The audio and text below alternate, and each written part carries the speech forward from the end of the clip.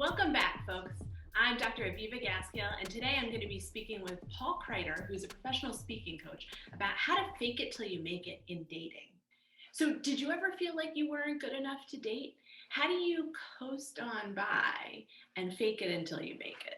That's our big question for today.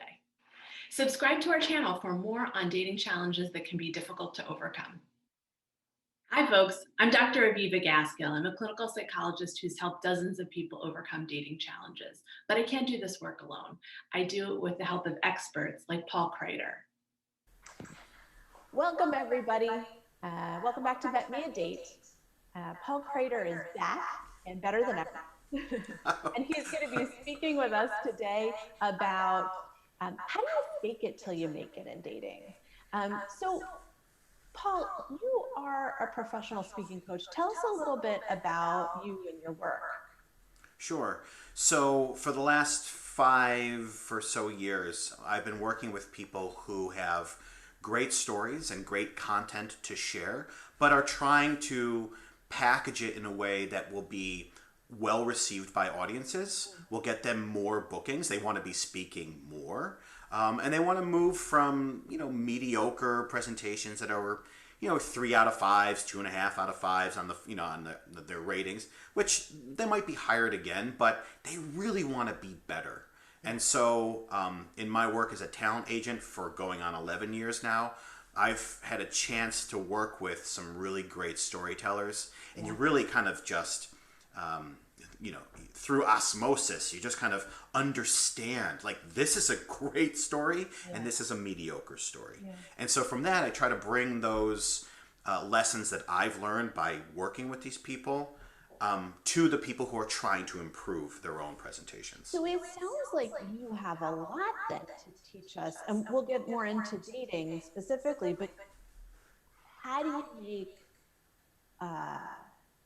your presentation on a date go from good to great? And how do you get more dates in terms of having a good presentation? So let's get into it. How do you see faking it till you make it in general? And how do you use this in your work? Sure.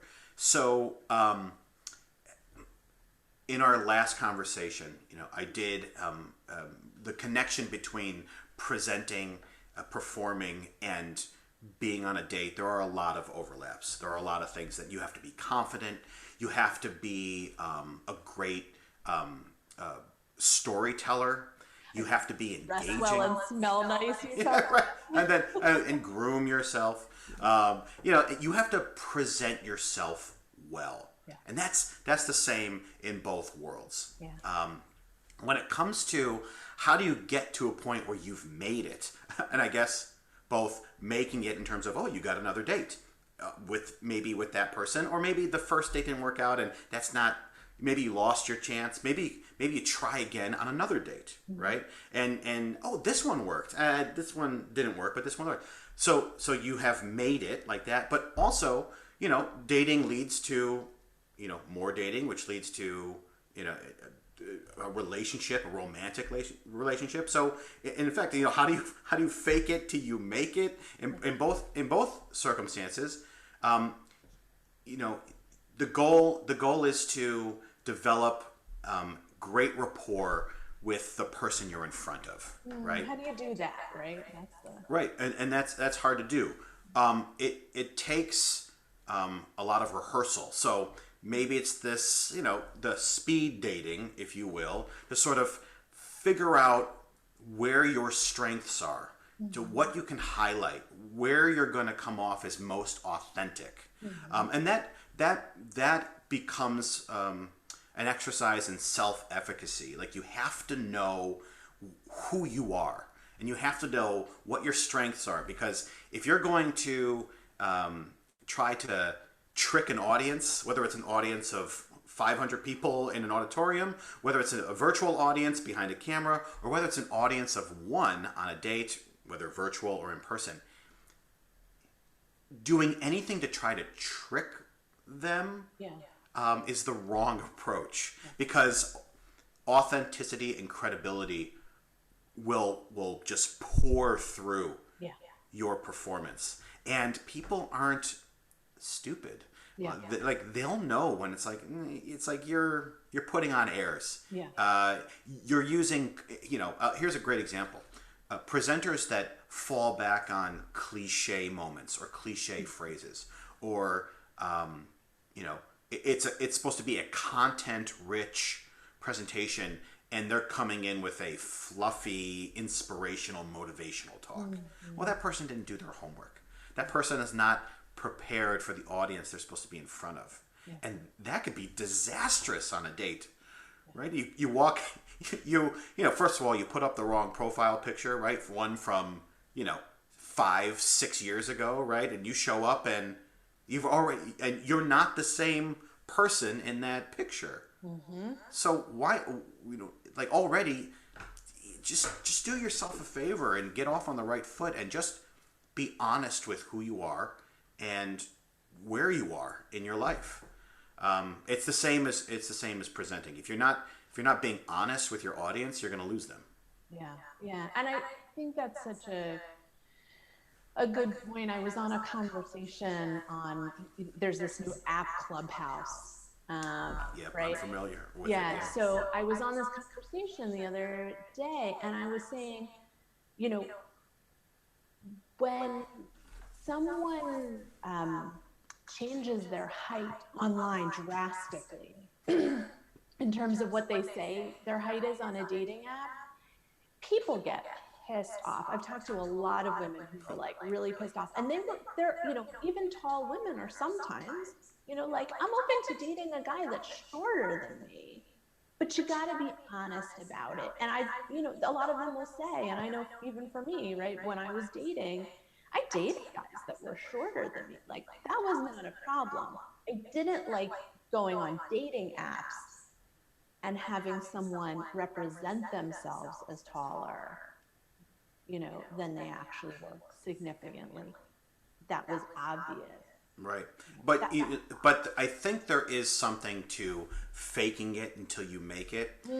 But it's faking it with authenticity. So it's okay to try and fail.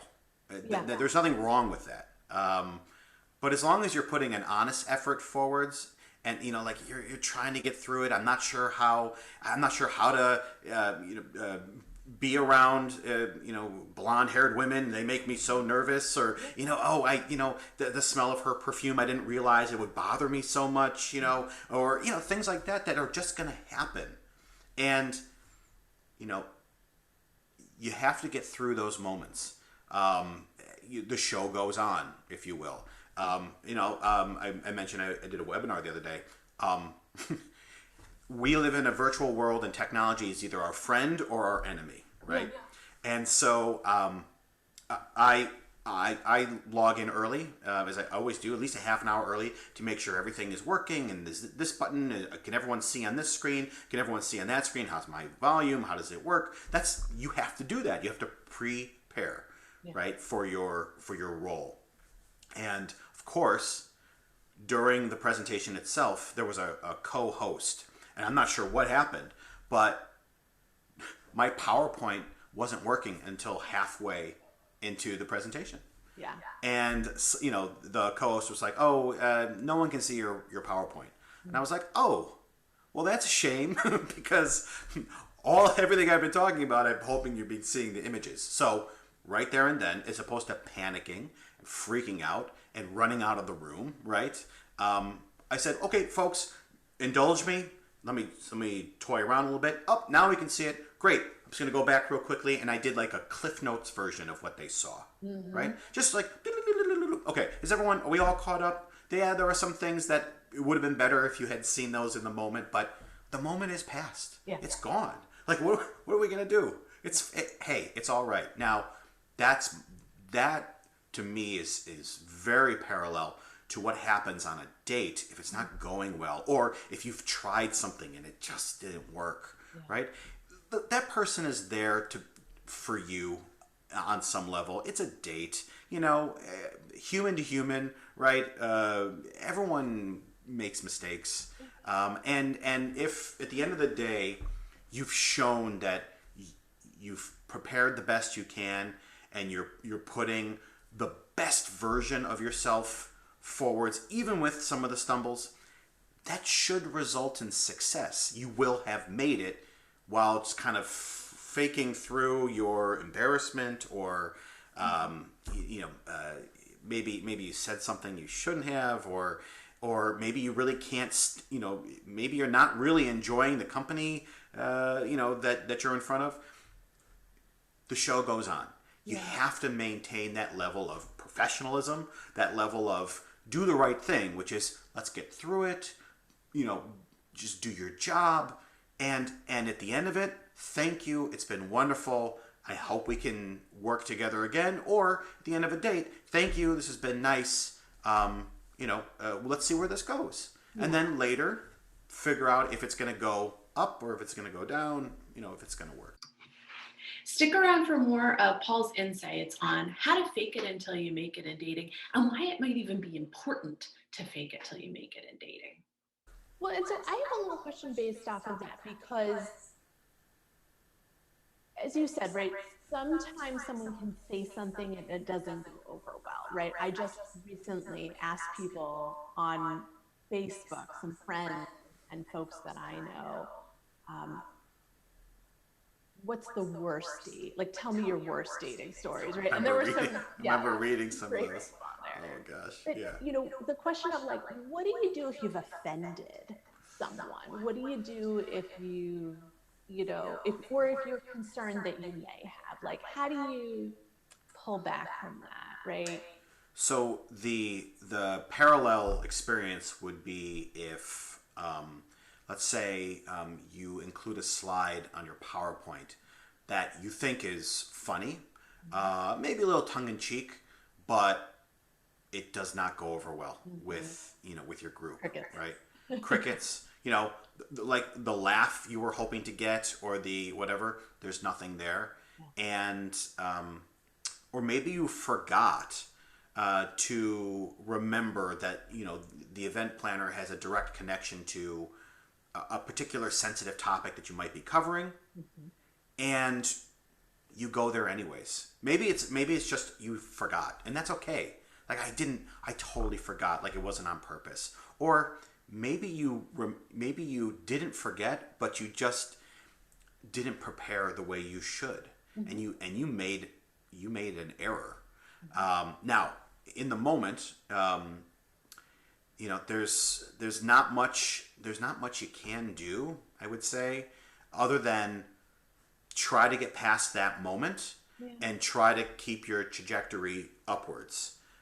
Because when you've offended somebody in your material as a speaker, you may never be hired again to be speaking to that group. And if word gets around that you were, incredibly offensive, which I know is kind of an extreme example, like who prepares to be, extremely offensive during a presentation, but you have to come to terms with the fact that you've made a mistake that could change the course of the next step that you were hoping to take. It could. And no, it's so important, right? Like, so accepting, like, I'm a human being, I've made a mistake.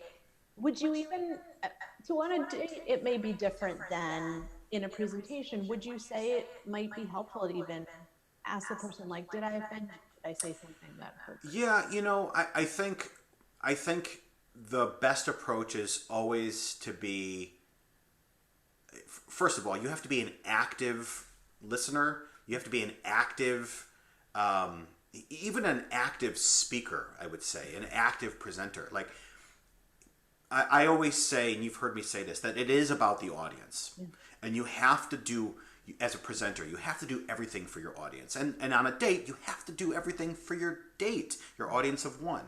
So if you've made a boo-boo, right, and you've said something, maybe you've offended them without knowing that you were going to, right? What? And maybe someone with a plucky personality might just throw out some kind of offensive stuff, I can't even imagine a scenario where someone would outrightly be offensive, but maybe it's about like using coarse language or like swear words. Let's say someone is just very conservative and really doesn't and has said that on their profile, like they're maybe religious and they're very humbled and they don't really engage. They don't watch, it's PG movies and whatever. Like they're not into things that might consider like racy or touchy. You should know that a little bit before going on your date. So if you're going to come in there and drop F-bombs and S-bombs and kind of come off as a little brash, that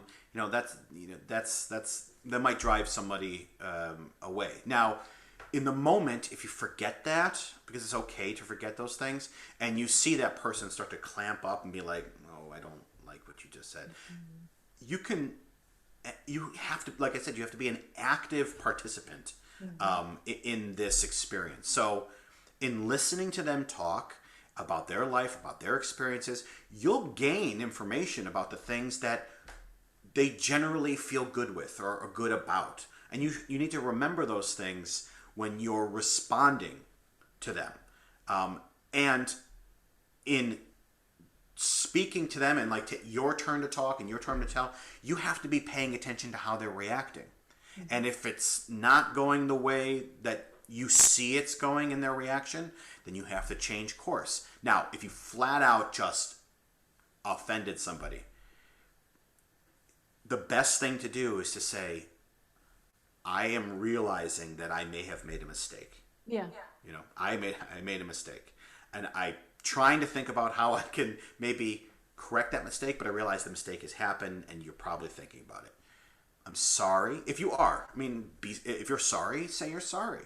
Yeah. If you're not sorry and you're just kind of like, you know what, I'm sorry I offended you, but whatever, then you probably have to go on another date with someone else. Yeah. Right? It may not be a good match. Yeah. But it should always be a good match if your first response when you step in it is to say, oh gosh, I'm sorry. Like, I can do better. Yeah. And I hope you'll let me. Yeah. Yeah. I love that. So going back to like faking it till you make it, can it sometimes be important to do that, right? Like, if someone really doesn't have the confidence, if someone is really like overwhelmingly shy or something like that. Yes. I'll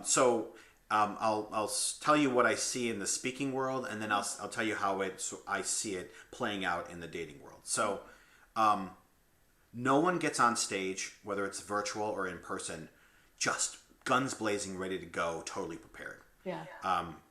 Rehearsing, speaking to a room of nobody, speaking to a room of their friends and family, speaking to a room, maybe a small room of strangers, maybe that were invited to things. It's leading up to that moment. You have to get there. And all the time, it's faking it. No one knows what they're doing when they start. They have no clue. Zero clue.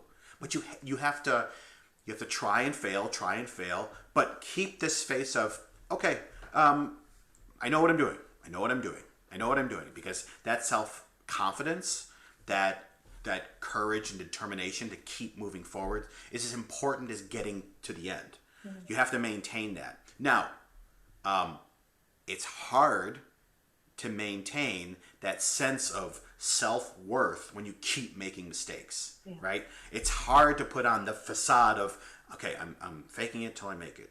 Okay, I'm gonna just keep going. It's hard to do. Yeah. If the situation allows, right, if we're in a pandemic or, that's a different story and it might be a little tricky.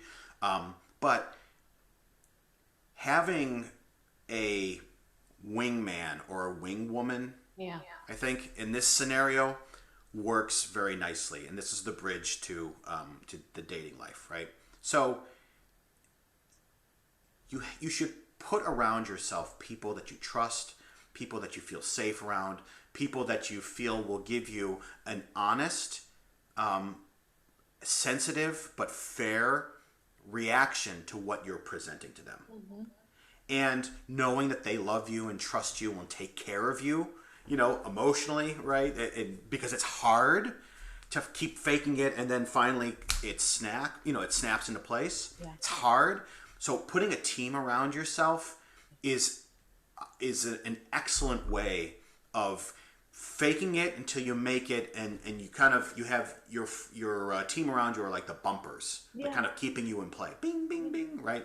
Like, yep, you made a mistake. Boom, get back in there. Oh, no, get back in there, right? Okay. Thank you. I'm going to do it again, right? Thank you. Okay. Let's do it again, right? And that's the rehearsals. Those are the workshops. That's the training that goes into getting someone to move from mediocre to great in terms of their presentations. In the dating world, this idea of a wingman or a wingwoman, right? When you're trying to test out the waters, you're trying to find your confidence, is bounce it off that person or bring that person with you. Have them, I don't know, I don't do a lot of virtual dating these days, but bring this person and sit them right here, right? Yeah. And go on a double date with someone else in a virtual date, so that you can bounce who you are and what you're going to do off other people. Let's see how it plays. Well, and I would add to that, we both have little kids, so I tell my kids, I'm with you even when I'm not with you, right? And you're when you're not with me. So that, if something bad happens in school, right? If something happens that feels crappy to them, right? I want them to know I'm always with them. I'm always loving them. I'm always supporting them. And I know that it sounds a little cliche and a little bit silly, but like, I know people that I bring with me, and sometimes it's people that really are no longer here, but other times it's people that I do have still in my life. I'm fortunate enough to have. And so, they're with me in my head. What would this person say right now? How would this person pick me up right now or give me support right now? And there's something so important about the people that carry us in our hearts and in our minds, I think. And that can be true on a date too.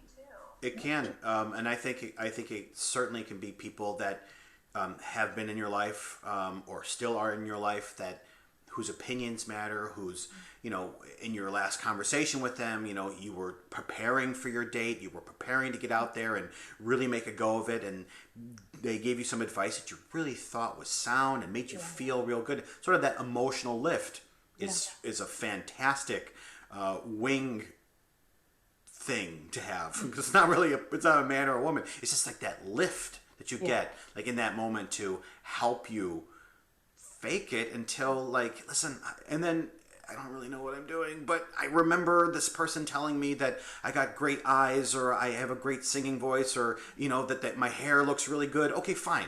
Okay, I can get through this part. Yeah, they give you that courage to proceed. Right, and I would also add that music or art, the things that move you emotionally, or get you pumped up or riled up, that can help you too.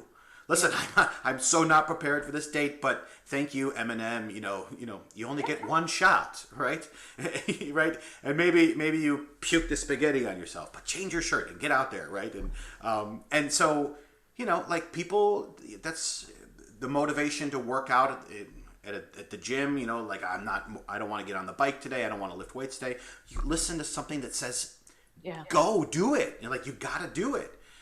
So that's also something that you can do. And it's easier sometimes than remembering someone's advice, as you have your music with you. Plug it before you get out of the car or before you turn on the camera. Just like get yourself in the eye of the tiger. Get yourself ready. You have that musical mantra. Right, exactly. And that will give you the lift that you need. Your wing music, if you will. Right. It's just like, all right. And then, if the conversation is going well, you might even say, you know what? Before we started talking, I was really nervous, and I'm kind of a geek. I put on Eye of the Tiger from the Rocky just to get myself into battle. And they might think that's cute or funny, it's silly, whatever. But that's the point, right? Is that you're trying to be a warm, open person that someone wants to be around for maybe forever, right? And I think to your point too, right? Like, well, or on the, I guess on the flip side, right?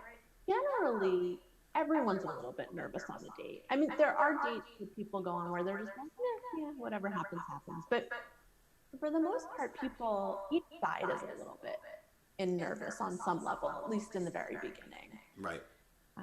And that's goes back to paying attention to your audience. Yeah.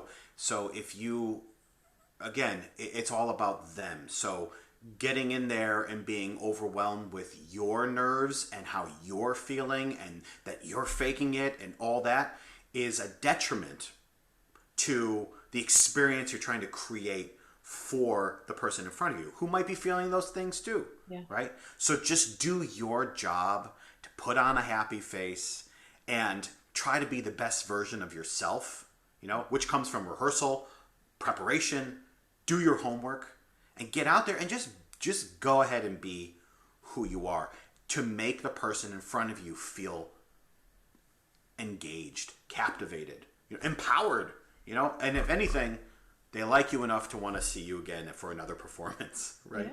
Yeah. That's what I think.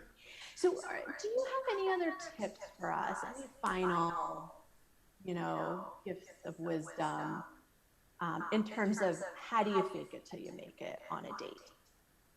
So I would say, or in dating in general, doesn't have in dating in general, I would say we're all human. Okay, we've discussed this. We're all human. No one's perfect. Okay, and anyone who expects perfection in the dating world, I think is fooling themselves tremendously. Yeah. Okay, no one's perfect. No one's going to be the best version of a mate. That just doesn't exist. That's just not a realistic thing. So I think the confidence you have in yourself, the preparation you put into putting your best performance forwards, okay, and understanding that things may go wrong, but you have to keep moving forwards. Yeah. Because at the end of the day, you are creating an experience for somebody. And hopefully it's memorable for all the right reasons. Yeah. But if you stop in your tracks after there's a faux pas, or you've stepped in it, or you didn't plan the day well, so you didn't shower or dress or whatever, take a step back and think about if you want to be actually in the dating world, if you can't get those things set first. It's really important that you get yourself ready to deliver. Yeah. But really at the end of the day, if you've done your best, people should respond to you favorably. Yeah. And it may not be true love and marriage and babies and whatever, but it could be just a really positive experience that you can grow from and move on to the next one. Yeah, definitely. And for me, again, back when I was dating, I can remember having a nice time with someone, even if we didn't go out on a second date or nothing happened from there, right? Yeah, and that's okay. It's really okay. If you've been on one, you'll go on another. Yeah. That's a really beautiful gem to finish up with too. So thank you so much for joining us today and sharing your pearls of wisdom with us again. Where can people who are interested in finding out more about you and your work hear from you, find out more about you? Sure. So I have a website. It's myspeakingcoach.com, which outlines my philosophy and the different tactics that I help people take their presentations from mediocre to great. Yeah. And again, the idea behind everything that you see on my site and the videos that I have up there and the trainings that you see in person, virtual, is just to remind a presenter that they have to be a performer. Yeah. And sometimes it's hard to get there, but that's what the coaching is for. We'll get you there. myspeakingcoach.com. Yeah, and may I just say, you have an amazing website. I think you've done a wonderful job with it. Thank you. It is so you. It's fun, it's lively, and it's real. Do you think I faked it till I maked it for the website? Websites aren't perfect either when they start. So, there are many versions of it. And that goes back to the theme of this this conversation is that Yeah. there are many versions that you'll get to before you get to the one that you're really proud of and happy with. Yeah. Well, thanks again, Paul. Sure. Thank you. Don't forget to check us out on BetMeADate.com to overcome all your dating challenges. And please don't forget to like, subscribe, comment below. We'd love to hear from you and give you some feedback on some of your dating challenges. Thanks so much.